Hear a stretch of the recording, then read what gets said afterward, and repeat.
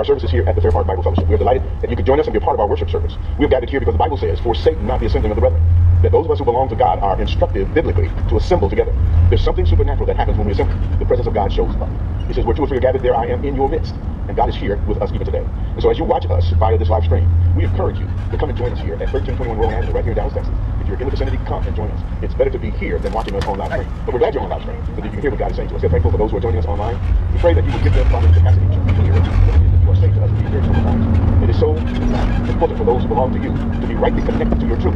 For out of your truth comes transformation of life, transformation of purpose. And so we're praying today that you will facilitate in us a beginning that is tied into the Word of God, a starting place for how we live our lives in the Word of God, and how we view the challenges that are facing us in the Word of God. And so we thank you this morning. In Jesus' name, amen. If you would open your Bibles with me to Revelation chapter 3, we'll look at verses 1 through 6 together. Revelation chapter 3, verses 1 through 6. The angel of the church of Sardis writes, he who has seven spirits, has the seven spirits of God, and the seven stars, says this, I know your deeds, that you have a name, that you are alive, that you are dead. Wake up and strengthen the things that remain, which were about to die. For I have not found your deeds complete in the sight of my God. Remember what you have received and heard, and keep it, and repent. Therefore, if you do not wake up, I will come like a thief, and you will not know at what hour I will come to you. But you have a few people in Sardis who have not soiled their garments, and they will walk with me in white, for they are worthy.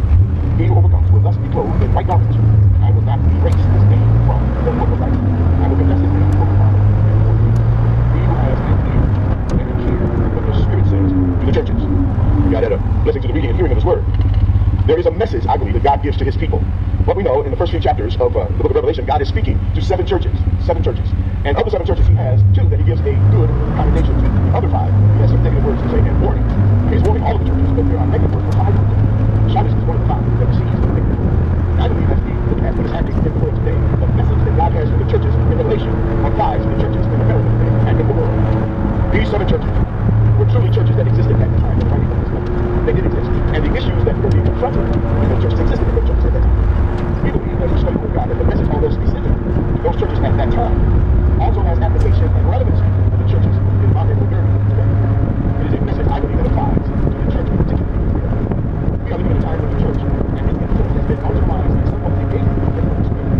And there is a lack of influence on those who are representative of the body of Christ today. Not because of the power of God, not because that message is still relevant and potent and applicable to the hour that we live in, but largely because the church has been disconnected from the power source. That disconnection has happened as the result of a number of influences that are taking place in our culture today. Ideas matter. And there are many ideas that are swirling around our culture. And many of them are influential to the culture. And the culture is adhering to those ideas.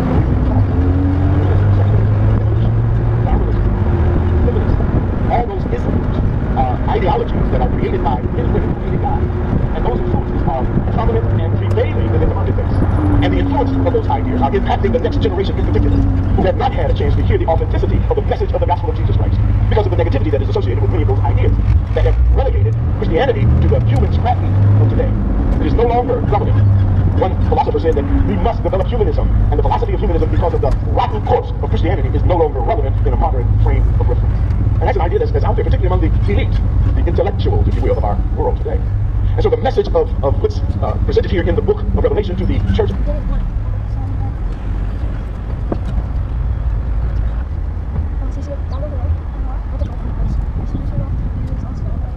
Someplace or other can take it during the week. As to where the church may be in America, and where some of us are in our relationship with God, where the church is comprised of people, not working for Him. So when God speaks to the church, He's speaking to His people.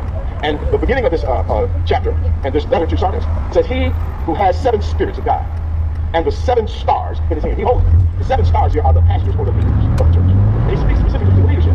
For oftentimes the church is reflective of where the leaders are. The leader is marginal in its relationship or their relationship with God. That marginality is also evident within the leaders. A miss in the pulpit often reflects the fall in leaders. And so there's a need for those who are leaders and the right connection with God is not exclusive. It's because of the word of God. Because it defines for us who we are and what the expectations are for your life as a believer. You're not saved just to have an escape guard from the judgment of God. No, you're saved to be agents of the kingdom, salt and light agents, ambassadors for the kingdom. And ambassadors represent the kingdom, the purpose of the kingdom, the expectations of the kingdom, the how-tos of the kingdom are evident within the people who represent that kingdom.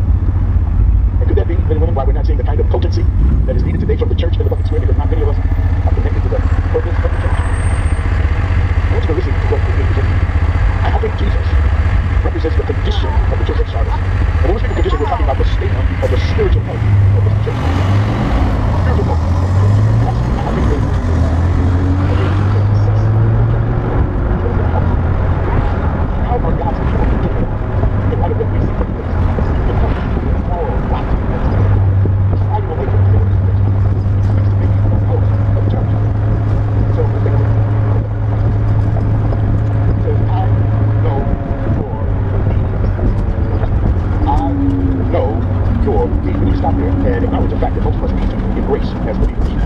Here, I believe it speaks of God's omniscience. It's Jesus who is speaking. And he represents in these words that he is an omniscient God. The attribute of omniscient, omniscient, omniscient, it denotes God's